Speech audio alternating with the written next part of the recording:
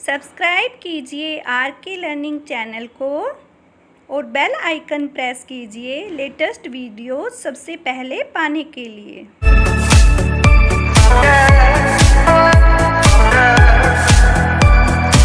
Hello friends, welcome to R K learning academy. Friends, आज की video UGC NET paper first general के regarding है, क्योंकि आप लोगों के नेट एग्ज़ाम में बहुत कम टाइम रह गया है। तो फ्रेंड्स, हम रिवीजन प्रैक्टिस से स्टार्ट करते हैं। फ्रेंड्स, आई होप आपको वीडियो ज़रूर पसंद आएगी, तो लाइक एंड शेयर ज़रूर कीजिएगा। अगर आप चैनल पर फर्स्ट टाइम विजिट कर रहे हैं तो आप चैनल को सब्सक्राइब कर लीजिएगा और साथ ही बेल आइकन को भी प्रेस कर लीजिएगा, ताकि हर न्यू अपडेट का नोटिफिकेशन सबसे पहले आपको मिल सके। फ्रेंड्स, आइए देखते हैं यूजीसी नेट पेपर 1 की हमारी फर्स्ट यूनिट शिक्षण अवधारणा एवं प्रकृति, teaching concept and nature. First question देखते हैं हमारा, निम्नलिखित में से कौन सा कक्षा शिक्षण का आधारभूत प्रतिमान है। आधारभूत प्रतिमान को हम बेसिक मॉडल भी कहते हैं। तो हमारा जो क्लास टीचिंग का बेसिक मॉडल है वो क्या है फ्रेंड्स, वो देख लीजिए। ए और बी, ये जो दोनों हैं, ये दोनों ही आंसर सही हैं। अधिगम का प्रतिमान और निर्देशात्मक प्रतिमान। तो कक्षा शिक्षण का आधारभूत प्रतिमान क्या हो जाएगा, अधिगम का प्रतिमान और निर्देशात्मक प्रतिमान। नेक्स्ट क्वेश्चन देखिए, यदि कोई व्यक्ति एक शिक्षक बनना चाहता है तो उसके लिए आधारभूत आवश्यकता क्या है। ऑप्शन सी हमारी करेक्ट हो जाएगी, विषय का ज्ञान उसके लिए बेसिक चीज़ है। तो ऑप्शन सी हमारी करेक्ट हो जाएगी, विषय का ज्ञान होना एक शिक्षक की आधारभूत आवश्यकता है। नेक्स्ट क्वेश्चन देखिए फ्रेंड्स, निम्नलिखित कथनों में से कौन सा सत्य नहीं है। हमें क्या बताना है, जो कथन नीचे दिए गए हैं उनमें से कौन सच नहीं है वो हमें बताना है। ऑप्शन देखिए फ्रेंड्स, शिक्षण सिर्फ एक कला है, ऑप्शन ए। ऑप्शन बी है, शिक्षकों को केवल प्रशिक्षित किया जा सकता है। ऑप्शन सी, शिक्षक सदैव पदायसी होते हैं। और ऑप्शन डी है उपरोक्त सभी। तो ऑप्शन डी हमारी करेक्ट हो जाएगी, उपरोक्त सभी। ये तीनों ही ऑप्शन सत्य नहीं है। नेक्स्ट क्वेश्चन देखिए फ्रेंड्स, निम्नलिखित में से शिक्षक में सबसे वांछित कौशल कौन सा है। हमें बताना क्या है, शिक्षक में सबसे वांछित कौशल। ऑप्शन ए हमारी करेक्ट हो जाएगी, शिक्षक द्वारा कही गई बात का छात्र की समझ में आना। तो मेन इंपॉर्टेंट चीज़ यही होती है फ्रेंड्स, शिक्षक में अगर वो स्टूडेंट को कोई चीज़ एक्सप्लेन कर रहा है और स्टूडेंट की समझ में आ जाती है, यही सबसे वांछित कौशल होता है एक टीचर के लिए, कि उसके द्वारा कही गई बात उसके छात्रों की अच्छे से समझ में आ जाए। नेक्स्ट क्वेश्चन देखिए, सूची 1 को सूची 2 से सुमेलित कीजिए। सूची 1 में आपको ऑप्शन दी गई है शिक्षण का सत्र और सूची 2 में दी गई है मुख्य प्रस्तावक। फर्स्ट है आपका स्मृति का स्तर, तो इसका सही आंसर हो जाएगा हर्बर्ट। सेकंड है आपका ग्रहण शक्ति स्तर, इसका सही आंसर हो जाएगा मॉरिसन। और थर्ड नंबर पर है आपका विचारशील स्तर, इसका सही आंसर हो जाएगा सूची 2 का नंबर 3 हंट। तो स्मृति का स्तर, इसके मुख्य प्रस्तावक हैं हर्बर्ट। ग्रहण शक्ति स्तर, इसके मुख्य प्रस्तावक हैं मॉरिसन। और विचारशील स्तर, इसके प्रस्तावक हैं हंट। नेक्स्ट क्वेश्चन देखिए फ्रेंड्स, निम्नलिखित में से कौन सा शिक्षण के विभिन्न सत्रों का सही क्रम है। तो आपको शिक्षण के सही सत्रों का क्रम बताना है। ऑप्शन ए हमारी करेक्ट हो जाएगी, स्मृति स्तर, उसके बाद आता है बोध स्तर, उसके बाद चिंतनशील स्तर। नेक्स्ट क्वेश्चन देखिए, निम्नलिखित में से कौन सा शिक्षण अधिगम प्रक्रिया, जिसे हम टीचिंग लर्निंग प्रोसेस भी कहते हैं, उसमें स्वतंत्र चर है। उसका हमें बताना है कि इस टीचिंग लर्निंग प्रोसेस में स्वतंत्र चर कौन होता है। ऑप्शन ए हमारी करेक्ट हो जाएगी, शिक्षक। शिक्षक ही टीचिंग लर्निंग प्रोसेस शिक्षण अधिगम प्रक्रिया में स्वतंत्र चर होता है। नेक्स्ट क्वेश्चन देखिए, निम्नलिखित में से कौन सी विधि प्रत्येक शिक्षक के द्वारा प्रयोग की जानी चाहिए। ऑप्शन ए हमारी करेक्ट हो जाएगी, विश्लेषणात्मक, संश्लेषणात्मक, एनालिटिकल और सिंथेटिक। तो प्रत्येक शिक्षक के द्वारा कौन सी विधि प्रयोग करनी चाहिए, विश्लेषणात्मक और संश्लेषणात्मक, जिसे हम एनालिटिकल और सिंथेटिक मेथड भी कहते हैं। नेक्स्ट क्वेश्चन देखिए फ्रेंड्स, सूची 1 के साथ सूची 2 का मिलान कीजिए। आपके नेट एग्जाम में इस टाइप के क्वेश्चंस बहुत ज़्यादा आते हैं। देखिए, आपके सूची 1 में दिए गए हैं शिक्षण सूत्र और सूची 2 में दिए गए हैं मुख्य प्रतिपादक। फर्स्ट है हमारा संपूर्ण से अंश की ओर जाना। ये जो शिक्षण सूत्र है ये किसने दिया, इसके प्रतिपादक कौन है, और इसका सही आंसर हमारा हो जाएगा गेस्टाल्ट मनोवैज्ञानिक। सेकंड नंबर है आपका स्व अध्ययन। ये जो शिक्षण सूत्र है इसके प्रतिपादक कौन है, तो हमारा डाल्टन करेक्ट हो जाएगा। थर्ड नंबर पर है आपका भावना का प्रशिक्षण, थर्ड नंबर ही आपका करेक्ट हो जाएगा, मॉन्टेसरी और फ्रोबेल। नेक्स्ट क्वेश्चन देखिए फ्रेंड्स, निम्नलिखित में से कौन सा कथन शिक्षण की प्रकृति को दर्शाता है? ऑप्शन सी हमारी करेक्ट हो जाएगी, यह विज्ञान एवं कला दोनों है। तो हमारी जो टीचिंग की नेचर है, शिक्षण की प्रकृति है, वो क्या हो जाएगी? यह साइंस और आर्ट दोनों ही मानी जाती है, विज्ञान और कला दोनों माना जाता है शिक्षण की प्रकृति को। नेक्स्ट क्वेश्चन देखिए फ्रेंड्स, निम्नलिखित में से कौन सा क्रम शिक्षण के 3 सत्रों को दर्शाता है? Option first, second and third, ये हमारी करेक्ट हो जाएगी। शिक्षण का स्मृति स्तर, शिक्षण का बोध स्तर और शिक्षण का चिंतनशील स्तर, ये हमारे शिक्षण के 3 सत्रों को दर्शाता है। ये क्रम हो जाएगा first, second and third. Next question देखिए, निम्नलिखित में से शिक्षण में कौन सा मुख्य परिवर्तन आधुनिक समय में मुख्यतः देखने को मिलता है? ऑप्शन ए हमारी करेक्ट हो जाएगी, यह शिक्षार्थी केंद्रित होती जा रही है।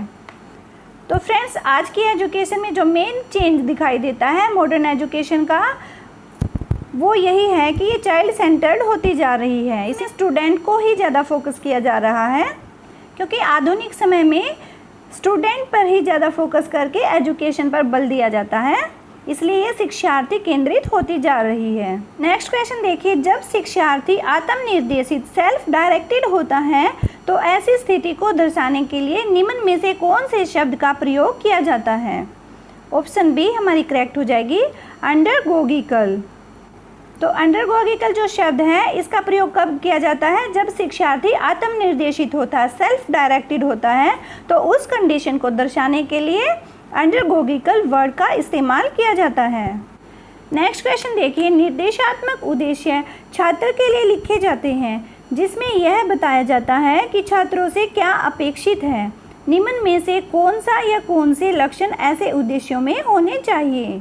और ए, बी और सी, ये तीनों ही ऑप्शन हमारी करेक्ट हो जाएंगे, इसलिए हमारा आंसर ऑप्शन डी सही हो जाएगा। उपरोक्त सभी विशिष्ट, नमूदार, मापने योग्य, यानी कि स्पेसिफिक, ऑब्जर्वेबल एंड मेजरेबल, ये तीनों ही ऑप्शन हमारी करेक्ट हो जाएंगी। नेक्स्ट क्वेश्चन देखिए, निम्नलिखित में से कौन सा कथन गतिशील शिक्षण वातावरण के संदर्भ में सही है? हमें राइट ऑप्शन को बताना है। ऑप्शन बी हमारी करेक्ट हो जाएगी, शिक्षक एक स्वतंत्र चर है और छात्र आश्रित चर है। ये गतिशील शिक्षण वातावरण के संदर्भ में एकदम सही है, क्योंकि टीचर को हम स्वतंत्र चर मानते हैं और छात्र को आश्रित चर कहा जाता है। नेक्स्ट क्वेश्चन देखिए, निम्नलिखित शिक्षण सत्र में से कौन सा सत्र कक्षा के पर्याप्त वातावरण के लिए खुला और स्वतंत्र होना आवश्यक है? ऑप्शन सी हमारी करेक्ट हो जाएगी, चिंतनशील सत्र, क्योंकि कक्षा के पर्याप्त वातावरण के लिए खुला और स्वतंत्र होना आवश्यक है। किसका? चिंतनशील सत्र का। नेक्स्ट क्वेश्चन देखिए फ्रेंड्स, पाठ्यक्रम शब्द का क्या अर्थ है? ये आपका मोस्ट इम्पोर्टेंट क्वेश्चन है फ्रेंड, क्योंकि अक्सर ये रिपीटेड रहता है और इसका सही आंसर हो जाएगा ऑप्शन बी, शैक्षणिक संस्थानों के द्वारा निर्धारित लक्ष्यों को प्राप्त करने के हेतु सीखने और अन्य अनुभवों का आयोजन करना। ये क्या होता है? पाठ्यक्रम शब्द का अर्थ होता है। ओके, तो पाठ्यक्रम शब्द का क्या अर्थ है? शैक्षणिक संस्थानों के द्वारा निर्धारित लक्ष्यों को प्राप्त करने हेतु सीखने और अन्य अनुभवों का आयोजन करना ही पाठ्यक्रम शब्द का अर्थ है। नेक्स्ट क्वेश्चन देखिए, संज्ञानात्मक ज्ञान क्षेत्र का वर्गीकरण निम्न में से किसके द्वारा प्रस्तुत किया गया था? ऑप्शन ए हमारी करेक्ट हो जाएगी, बेंजामिन एस ब्लूम के द्वारा। तो बेंजामिन एस ब्लूम ने क्या किया? संज्ञानात्मक ज्ञान क्षेत्र का क्लासिफिकेशन किया, उसका वर्गीकरण किया गया था। नेक्स्ट क्वेश्चन देखिए फ्रेंड्स, निम्नलिखित में से कौन सा शब्द पहले से सीखी गई सामग्री का उपयोग करने को प्रतिबिंबित करता है? ऑप्शन बी हमारी करेक्ट हो जाएगी, अनुप्रयोग, जिसे हम एप्लीकेशन भी कहते हैं। तो ये जो अनुप्रयोग होता है, एप्लीकेशन होता है, ये शब्द पहले से सीखी गई सामग्री का उपयोग करने को दर्शाता है। नेक्स्ट क्वेश्चन देखिए फ्रेंड्स, निम्नलिखित में से संज्ञानात्मक ज्ञान क्षेत्र का उच्चतम स्तर कौन सा है? ऑप्शन डी हमारी करेक्ट हो जाएगी, मूल्यांकन। मूल्यांकन संज्ञानात्मक ज्ञान क्षेत्र का उच्चतम स्तर माना जाता है। नेक्स्ट क्वेश्चन देखिए, निम्नलिखित में से कौन सा विकल्प सत्तावादी स्तर पर शिक्षण को दर्शाता है? ऑप्शन ए हमारी करेक्ट हो जाएगी शिक्षक केंद्रित। अगर एजुकेशन हमारी टीचर सेंटर्ड रहती है, शिक्षक केंद्रित रहती है, तो वो सत्तावादी स्तर को दर्शाता है।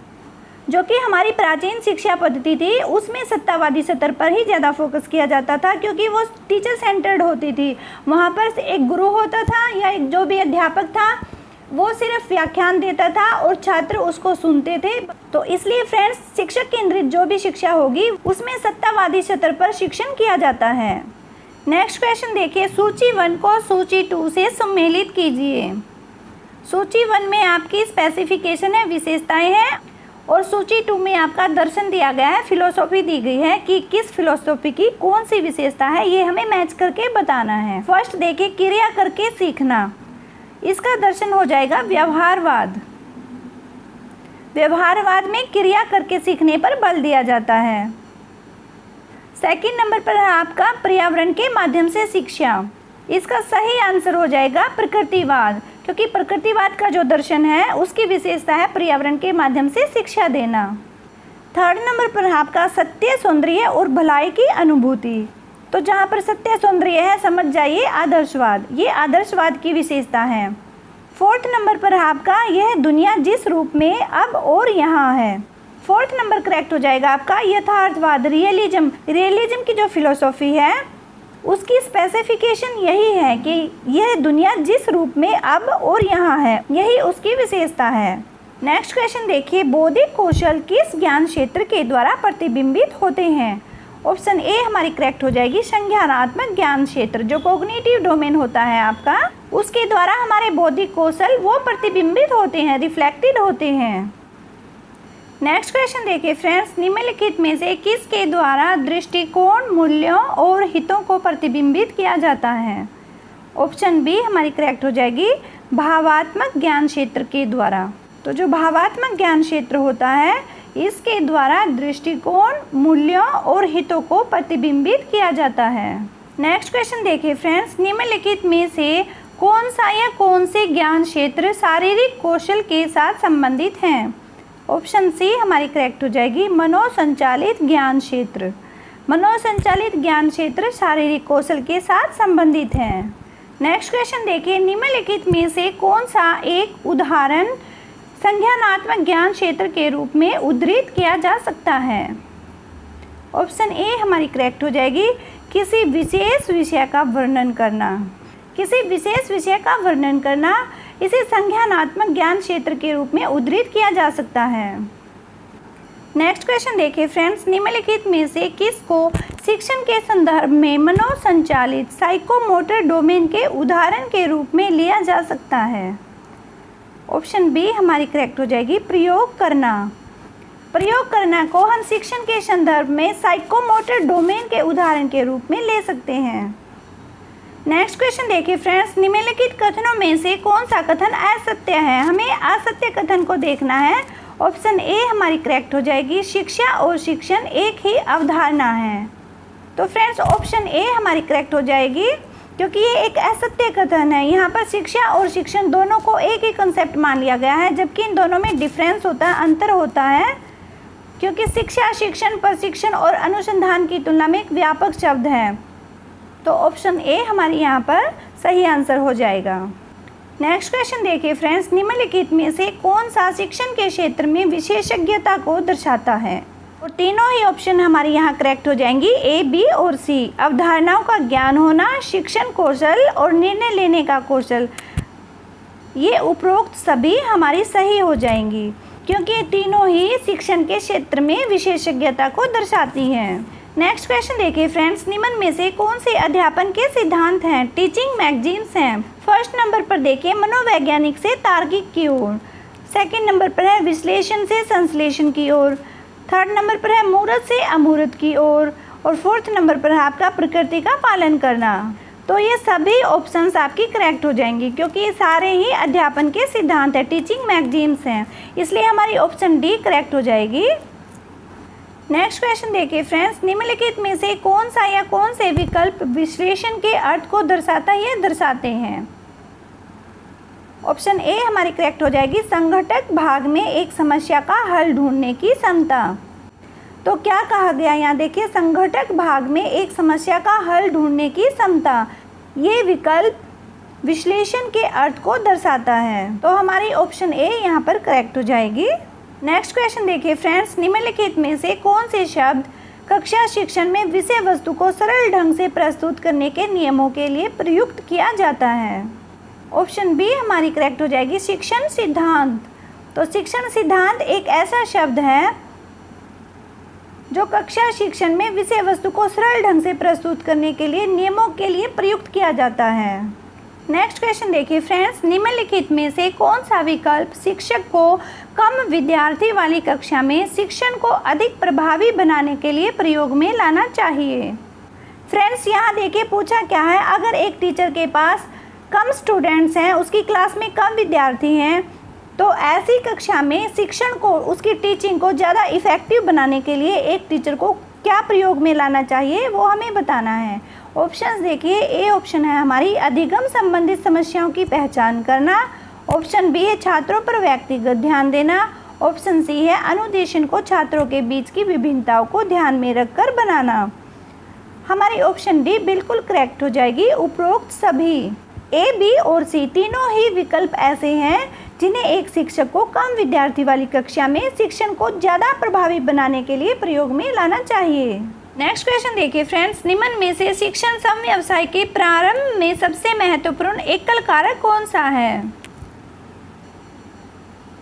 क्या पूछा देखिए, शिक्षण समव्यवसाय के प्रारंभ में सबसे महत्वपूर्ण एकल कारक कौन सा, वो हमें बताना है। ऑप्शन सी हमारी करेक्ट हो जाएगी, शिक्षक को अपना व्यक्तित्व और क्षमता को कक्षा और छात्रों से संबंधित करना। नेक्स्ट क्वेश्चन देखिए, निम्नलिखित में से कौन सा कथन प्रभावी शिक्षण के संदर्भ में सही है? ऑप्शन सी हमारी करेक्ट हो जाएगी, शिक्षकों के द्वारा छात्रों को सिखाना और समझाना। तो यहाँ देखिए, शिक्षकों के द्वारा छात्रों को सिखाना और समझाना प्रभावी शिक्षण के संदर्भ में एकदम सही हो जाएगा, क्योंकि प्रभावी शिक्षण तभी होगा जब शिक्षक छात्रों को सिखाएंगे, समझाएंगे। नेक्स्ट क्वेश्चन देखिए फ्रेंड्स, सूची 1 का सूची 2 से मिलान करना है आपको। इस तरफ आपके सूची 1 में दार्शनिक दे दिए गए हैं, सूची 2 में आपका दर्शन हो गया। तो यहाँ देखिए फ्रेंड्स, टैगोर हमारे दार्शनिक हैं और इनका जो दर्शन है वो 3rd नंबर पर हो जाएगा। इसमें बालक सभी प्रकार की पुस्तकों से अधिक महत्वपूर्ण है, ये इस दर्शन में कहा गया है। 2nd नंबर पर है विवेकानंद और इन्होंने धर्म का सिद्धांत, इनका जो दर्शन है उसको धर्म का सिद्धांत का प्रतिपादन किया है। 3rd नंबर पर है महात्मा गांधी और इनका दर्शन है सामंजस्यपूर्ण व्यक्तित्व का विकास, क्योंकि इन्होंने सर्वांगीण विकास पर बल दिया है। यहाँ पर सामंजस्यपूर्ण व्यक्तित्व के डेवलपमेंट पर ही फोकस किया जाता है। 4th नंबर पर है बौद्ध धर्म। बौद्ध धर्म का दर्शन है कर्म का सिद्धांत, यहाँ पर कर्म करने पर ज़्यादा बल दिया जाता है। तो हमारी ऑप्शन सी यहाँ करेक्ट हो जाएगी। फर्स्ट का हमारा 3rd हो जाएगा, 2nd का हमारा 4th हो जाएगा,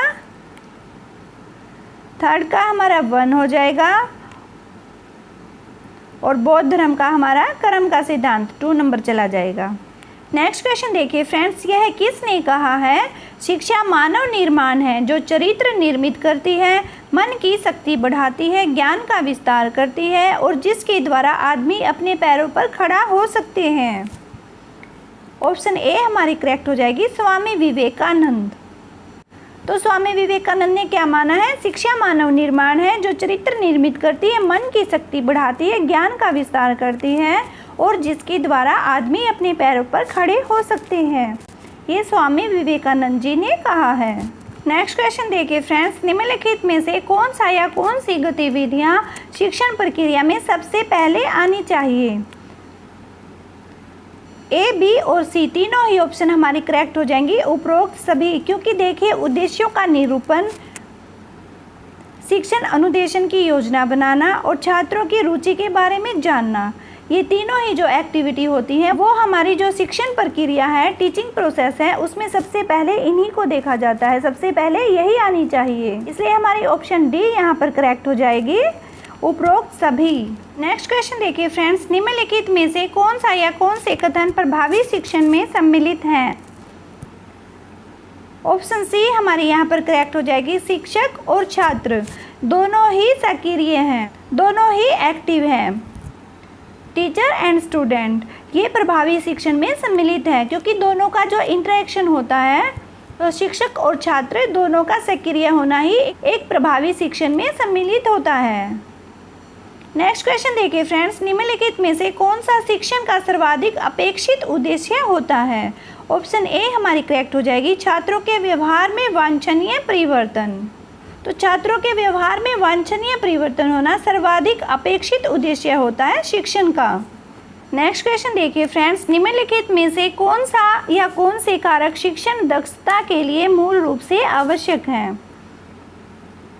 ए, बी और सी तीनों ही सही हो जाएंगे, इसलिए हमारी ऑप्शन डी बिल्कुल करेक्ट हो जाएगी।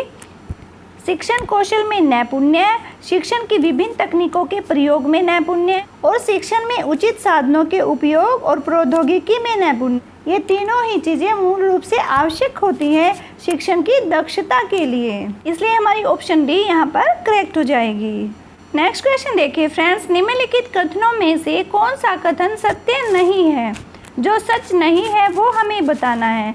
ऑप्शन ए यहाँ पर करेक्ट हो जाएगी। अच्छा संप्रेषक एक अच्छा अध्यापक नहीं हो सकता। तो ये कथन सत्य नहीं है, क्योंकि एक अच्छा संप्रेषक एक अच्छा अध्यापक भी हो सकता है। नेक्स्ट क्वेश्चन देखिए फ्रेंड्स, एक सफल शिक्षक वही होता है जो क्या करता है? ऑप्शन ए यहाँ पर हमारी करेक्ट हो जाएगी। वह अपने विषय को अच्छी तरह से जानता हो। अगर कोई टीचर अपने सब्जेक्ट को अच्छी तरह से नॉलेज है, उसको अच्छी तरह से उसके बारे में जानता है, तो उसे हम एक सफल शिक्षक मानते हैं। नेक्स्ट क्वेश्चन देखिए फ्रेंड्स, यदि एक शिक्षक अपनी आय बढ़ाना चाहता है तो उसे निम्नलिखित में से कौन सा उपाय करना चाहिए? ऑप्शन डी यहाँ पर करेक्ट हो जाएगी। पुस्तकें लिखना। इन ऑप्शंस को भी एक बार डिस्कस कर लेते हैं। देखिए ए ऑप्शन में कहा गया है कि अतिरिक्त समय के दौरान कोचिंग संस्थानों में पढ़ाना। तो फ्रेंड्स ये तो बिल्कुल ही पॉसिबल चीज़ नहीं है, क्योंकि अगर टीचर एक्स्ट्रा टाइम देकर कोचिंग इंस्टीट्यूट में पढ़ाता है तो वह अपनी क्लास के बच्चों पर फोकस नहीं कर पाएगा, क्योंकि फ्रेंड्स सरकार के द्वारा एक फिक्स सैलरी एक टीचर को दी जाती है।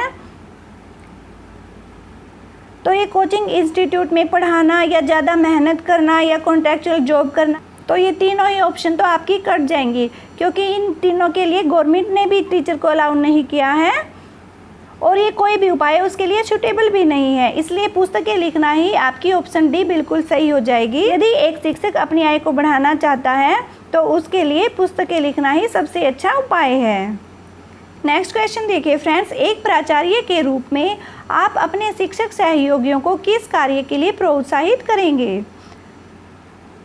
ए, बी और सी तीनों ही ऑप्शन यहाँ पर करेक्ट हो जाएंगी और सही आंसर हो जाएगा उपरोक्त सभी। तो हम क्या क्या करेंगे? भारत और विदेशों में सेमिनार और सम्मेलनों में भाग लेना, विषय के ज्ञान की वृद्धि के लिए पुनश्चर्या पाठ्यक्रम में भाग लेना, जो रिफ्रेशर कोर्सेज होते हैं उनमें भाग लेना, और दलितों के उत्थान के लिए सामुदायिक सेवा करना।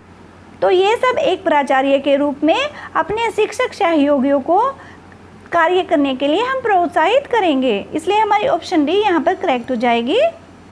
नेक्स्ट क्वेश्चन देखिए फ्रेंड्स, एक शिक्षक निम्न में से किस प्रकार की गतिविधियों से अपने छात्रों के बीच सबसे अधिक प्रभावी ढंग से सामाजिक एवं नैतिक मूल्यों को आत्मसात करने में सहायता कर सकता है? ऑप्शन सी हमारी करेक्ट हो जाएगी। छात्रों को सह पाठ्यक्रम गतिविधियों में सक्रिय रूप से सम्मिलित करके।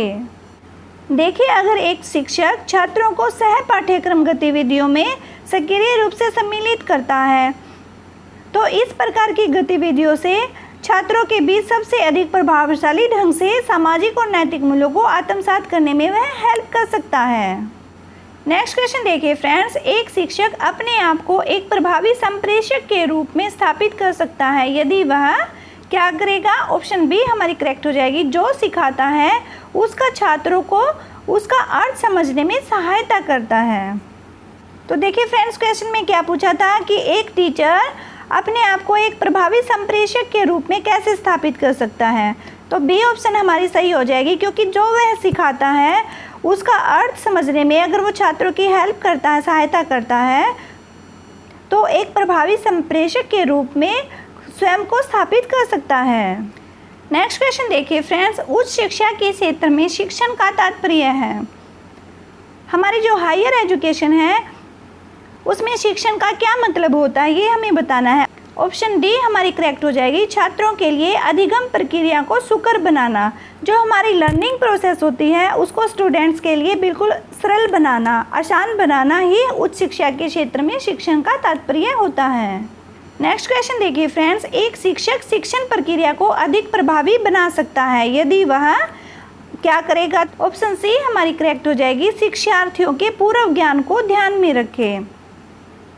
तो अगर शिक्षार्थियों के पूर्व ज्ञान को ध्यान में रखते हुए एक शिक्षक अपनी टीचिंग प्रोसेस को करता है, अपनी शिक्षण प्रक्रिया को करता है, तो वह अधिक प्रभावशाली बन जाती है। मतलब टीचर जो स्टूडेंट्स को सिखाता है, अगर वह उनके पूर्व ज्ञान को ध्यान में रखते हुए नए ज्ञान को उनको सिखाता है, नई नॉलेज को देता है, तो जो टीचिंग प्रोसेस है वो ज़्यादा इफ़ेक्टिव बन सकती है। नेक्स्ट क्वेश्चन देखिए फ्रेंड्स, निम्नलिखित में से किस स्थिति में कॉलेज शिक्षक वास्तव में छात्रों के लिए सहायक हो सकता है। ऑप्शन सी हमारी करेक्ट हो जाएगी, छात्रों को कक्षा में प्रश्न पूछने के लिए प्रोत्साहित करता हो। ओके, तो अगर स्टूडेंट्स को क्लास में हम प्रश्न पूछने के लिए प्रोत्साहित करते हैं तो ऐसी स्थिति में ही एक कॉलेज शिक्षक वास्तव में छात्रों के लिए सहायक हो सकता है। नेक्स्ट क्वेश्चन देखिए, उच्च शिक्षा में अध्यापन का सबसे वांछित परिणाम कौन सा है। ऑप्शन बी हमारी करेक्ट हो जाएगी, विद्यार्थियों की स्वतंत्र सोच के स्तर में वृद्धि करना। तो विद्यार्थियों की स्वतंत्र सोच के स्तर में वृद्धि करना उच्च शिक्षा में अध्यापन का सबसे वांछित परिणाम होता है। अगर हम स्टूडेंट्स की ओपन थिंकिंग के लेवल में इंक्रीज कर सकते हैं तो हमारे उच्च शिक्षा के अध्यापन में ये सबसे वांछित रिजल्ट रहता है। नेक्स्ट क्वेश्चन देखिए फ्रेंड्स, पुस्तकें संचार का एक शक्तिशाली स्रोत हो सकती हैं यदि क्या हो। तो ऑप्शन बी हमारी यहाँ पर करेक्ट हो जाएगी, पाठ्य सामग्री दृष्टांत दर्शक है। यानी जो हमारी पाठ्य सामग्री है इलस्ट्रेटिव है, उसमें उदाहरण दिए गए हैं, तो ऐसी पुस्तकें संचार का एक शक्तिशाली स्रोत हो सकती हैं। क्योंकि इलस्ट्रेटिव जो पुस्तकें होती है, पाठ्य सामग्री होती है, वह बहुत ज़्यादा इफ़ेक्टिव होती है, शक्तिशाली स्रोत होती है नॉलेज का। नेक्स्ट क्वेश्चन देखिए फ्रेंड्स, निम्नलिखित में से कौन सा परिणाम प्रभावी शिक्षण को सबसे सही प्रकार से प्रतिबिंबित करता है। ऑप्शन सी हमारी करेक्ट हो जाएगी, छात्रों के द्वारा पूछे गए सार्थक प्रश्न। अगर छात्रों के द्वारा सार्थक प्रश्न पूछे गए हैं तो वो हमारे प्रभावी शिक्षण को सबसे सही प्रकार से प्रतिबिंबित करता है। नेक्स्ट क्वेश्चन देखिए फ्रेंड्स, निम्नलिखित में से कक्षा शिक्षण का सबसे महत्वपूर्ण उद्देश्य कौन सा है। ऑप्शन बी हमारी करेक्ट हो जाएगी, जिज्ञासु मन को विकसित करना। नेक्स्ट क्वेश्चन देखिए, छात्र उन शिक्षकों को अपेक्षाकृत अधिक पसंद करते हैं जो कि ऑप्शन सी हमारी करेक्ट हो जाएगी, विषयों से संबंधित छात्रों की समस्याओं का समाधान करें। मतलब जो स्टूडेंट्स होते हैं वो सिर्फ उन्हीं शिक्षकों को ज़्यादातर पसंद करते हैं जो उनके विषयों से संबंधित प्रॉब्लम्स को सॉल्व करते हैं, उनकी समस्याओं का समाधान करते हैं। ऐसे शिक्षकों को ही ज़्यादातर पसंद करते हैं छात्रगण। नेक्स्ट क्वेश्चन देखिए फ्रेंड्स, निम्नलिखित में से शिक्षण का मुख्य उद्देश्य कौन सा है। ऑप्शन डी हमारी यहाँ पर करेक्ट हो जाएगी, छात्रों की सोच शक्ति को विकसित करना।